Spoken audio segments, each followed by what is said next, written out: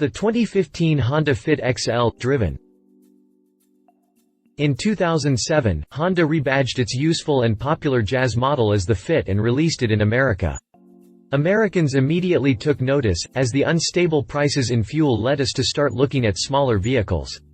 What's more, the debut Fit also had a massive 57 cubic foot cargo area that no other compact hatchbacks could come close to. In 2015, after a one-year break, the Fit returns with an all-new look, new cabin, updated engine, and a huge increase in rear seat room. I spent a week behind the wheel of the range-topping 2015 Fit XL, the first Fit to feature leather upholstery, and came away mighty impressed. The roominess was out of this world, the cargo area was incredible, and the smattering of features were nice additions. As with most entry-level cars with leather interior, this was the sore spot in the whole thing. The leather seemed haphazardly slapped over cloth and hard plastic, leaving some fit and finish issues, and black leather is simply unbearable in the summer. The real question is whether the iffy leather left a bad taste in my mouth, or were the good parts of this compact hatch enough to make me overlook my problems with the cowhide? Click past the jump to read my driven review on the 2015 Fit and find out. Exterior. My tester came to me in a makes you wonder what they were thinking purple that Honda calls Passion Berry Pearl. Just when you thought a compact city car couldn't get much smaller, Honda did so by making the 2015 Fit 1.6 inches shorter than the 2013 model year. It does, however, retain the 60-inch height from 2013, plus it's 0.3 inches wider and rides on a 1.2-inch longer wheelbase than the 2013 Fit. Other than these changes in size, the 2015 Fit also receives a completely redesigned body with sharper lines, angular headlights, and more aggressive wheel arches. On a whole, the 2015 Fit is a much better-looking hatchback than it was in 2013. The new angles give it a sportier look, while the redesigned headlights help it fit in with the rest of the Honda lineup. On the downside, the new, vertical taillights make the Fit seem awkwardly tall, and the faux air outlets on the rear are simply tacky. My tester came to me in a makes you wonder what they were thinking purple that Honda calls Passion Berry Pearl. It is not a bad color in some lighting, but it is too much purple and not enough plum crazy for me to be caught driving in the daytime. But I dealt with it, took one for the team, so to say. In terms of approachability, the Fit is acceptable for its class. My test model came pretty well loaded, as it was the XL trim. It featured a set of 16-inch rollers with all-season tires, intermittent wipers, rear wiper, auto headlights, mirror-mounted repeaters, fog lights, LED taillights, and a smart entry system. All of these premium features helped me forgive the less than favorable hue. In terms of approachability, the Fit is acceptable for its class. The front end is nicely styled and far from overdone. The profile view is acceptable, thanks to a deep shoulder line that stretches from the front wheel well back to the taillight, and the slight swoop to the roofline. From the rear, however, things kind of fall apart, as the previously mentioned taillights make it look disproportionately tall and the faux air outlets are just silly. Overall, the Fit won't win any beauty contests, but it's also not going to make young children run in fear when it approaches. So, I'll just say it is okay. Interior.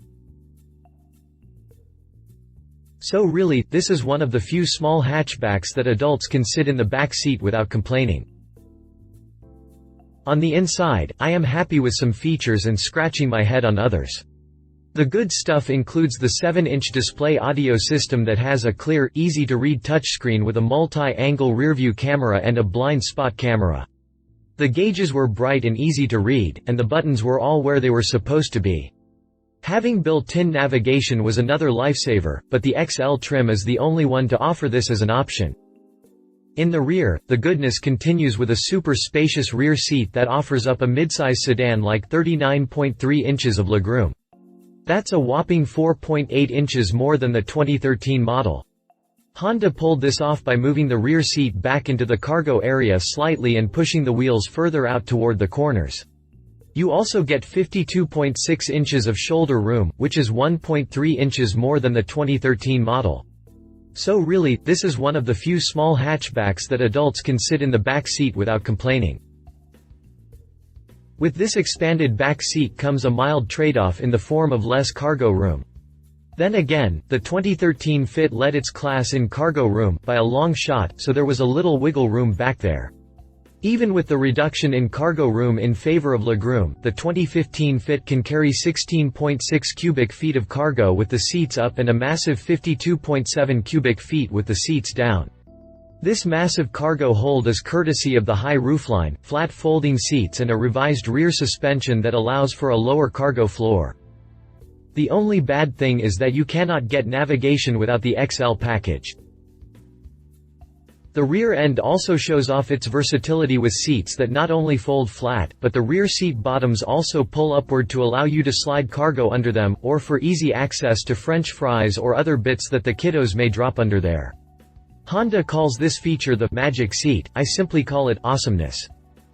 As much as I can rave about the usefulness of the Fit's cabin, there are a few sore spots, with the biggest being that the center console lid actually rubs against the driver's seat. It's not terrible, but enough to rub the cowhide raw over the years. Also, the black leather gets super hot in the Florida sun, making parking in the sun something that you want to avoid if you don't like third-degree burns on your legs and derriere. If you live in the southern US, I suggest avoiding the XL and going with the less burn-prone cloth seats in the X model. The only bad thing is that you cannot get navigation without the XL package. Considering the insane usefulness of the Fit's cabin, these flaws are very minor and ultimately avoidable by opting out of the XL package. Eventually, Honda will add the navigation system as an option on the X, but that may not come until the 2016 model or later in the 2015 model year. Drivetrain. The 2015 Fit gets some mild improvements in the drivetrain area for this new generation. Under its hood is a 1.5-liter 4-pot that delivers 130 ponies at 6,600 revolutions per minute and 114 pound-feet of twist at 4,600 revolutions per minute. This is an increase of 13 horsepower and 8 pound-feet when compared to the 2013 model, meaning a slight bump in straight-line performance. But don't start thinking that this is some hot hatch, as the CVT pretty much kills it. One good thing is that there is a sport mode on the CVT that passes the range-changing duties to a set of steering wheel-mounted paddle shifters. This helps the 2015 Fit feel a little sportier than it does in the normal CVT mode, but it still has the telltale CVT droning. In terms of performance, you're looking at a roughly 9-second run to 60 miles per hour. That's not too bad for the class and is excellent considering it gets 32 mpg city, 38 mpg highway and 35 mpg combined. I can vouch for the ratings too, as I was at 35 mpg on the nose when I finished my week-long test of this peppy little hatch. Pricing. For a car that has the reliability of a Honda and the cargo room of a small SUV, the Fit is very aggressively priced. It starts out at only $15,525, which is just $1,500 more than the base and very cramped Rio 5-door, but the XL model climbs to an eye-watering $20,800. At this point, you are only $4,000 shy of the Golf GTI and $2,000 more than a base Golf, that is some pretty heavy-hitting company to be associated with. But for the features it includes, like the 7-inch display audio system, navigation, multi-angle rearview camera, blind spot camera, and more, it really is a great deal. I only wish you could get navigation without the leather. Driving impression. Driving the Fit takes some getting used to, as it does not behave in a manner that relates to its looks. With the high roofline, you would think that body roll is abundant, but honestly it leans only slightly in turns. Its quick ratio steering is also very responsive, making it go right where you point it each and every time. Sure, the CVT kind of kills the joy of this rig, but with a manual gearbox, it would be an amazing little hatch to tinker around with on a windy road. The ride is a little harsh and the noise level inside the cabin is a bit intrusive, particularly under heavy throttle, but that is what you get with a $15,000 car wrapped up with cowhide. It is built to be light and nimble, not smooth and quiet, and I have to give Honda credit for not trying to overdo it and price the Fit out of the market. There is a little bit of fun to be had when you drop the gear shifter into sport mode and let your hands do the gear changing. But even that feels a little numb after a while. Where the Fit really excels is in a parking lot.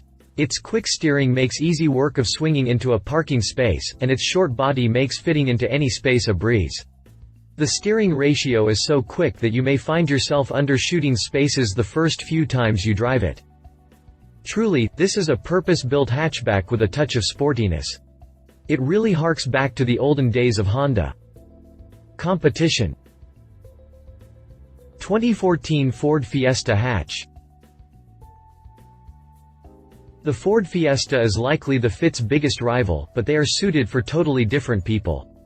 Whereas the Fit is more of a super small SUV without the ground clearance, the Fiesta is more of a hot hatch type of car. The Fiesta's sporty design and swooping roofline play to this focus, and the addition of a 197 horsepower street model delivers the goods. The Fiesta drastically lacks cargo room with only 12.8 cubic feet with the seats in place and 25.4 cubes with the seats folded, less than half of the room in the Fit. The Fiesta does have a slew of engine options going for it, including the base 1.6-liter engine with 120 horses and 112 pound-feet of torque, the optional 1.0-liter EcoBoost with 123 horses and 125 pound-feet, and the raucous 1.6-liter EcoBoost with 197 horsepower and 214 pound-feet of twist. With the base 1.6-liter, the Fiesta hatch gets 28 mpg city, 36 mpg highway and 13 mpg combined with a manual, and 27, 31st with the automatic. The 1.0-liter engine pushes the numbers to 36 mpg combined, while the Saint drops to 29 mpg combined. The Fiesta hatch bases at $15,425 and peaks at $22,295 in its street garb. 2014 Kia Rio 5-door. The Kia Rio is another alternative to the Fit that simply caters to a different crowd. Kia has tuned its smaller cars toward the younger, first-time car buyer by including funkier cabins, more features and lower prices. Where the Rio falls on its face is roominess, as it has just 31.1 inches of rear legroom, but it does rival the Fit with 49.8 cubic feet of cargo room with the seats folded and 15 cubes with the seats upright. The Rio is one of the more powerful hatches, sends the Fiesta street, in the class with its 1.6-liter engine that cranks out 138 horses and 123 pound-feet of twist. Despite the extra power, the Rio is about average at just under 10 seconds to 60 miles per hour. The Rio is also slightly under the Fit in terms of fuel economy at 31 mpg combined. The Rio's $14,000 price tag gives it a lot of wiggle room to add features. With leather, the Rio comes in at just under $19,000, and with all of the option boxes ticked, it runs $21,445 with delivery. Conclusion. Drawing a conclusion on the Fit XL is pretty tough, as the looks are not up my alley. It's a little too tall for my liking, but it's as likely one of the most useful compact hatchbacks ever built. With a massive cargo hold, sedan-like rear seat room and a smattering of features that make me smile, it really is a nice package. Choosing the Fit XL over the other well-equipped hatchbacks in its class is a decision that will have to be based upon your personal preference. I will take a sportier look over a useful cargo hold and big rear seat, but some folks with larger families who need the extra space may take function over form and choose the Fit. If you choose the Fit, I suggest avoiding the leather seating, unless you live in a cooler climate, as the hot sun on the black leather is a recipe for toasty buns. I also advise opting for the 6-speed manual transmission for those of you who like a better driving experience. Love it. Great fuel economy, plenty of peppiness for around town, handles well for its high roofline, 52.7 cubic feet of cargo room, are you kidding me? Handles well for the class of vehicle.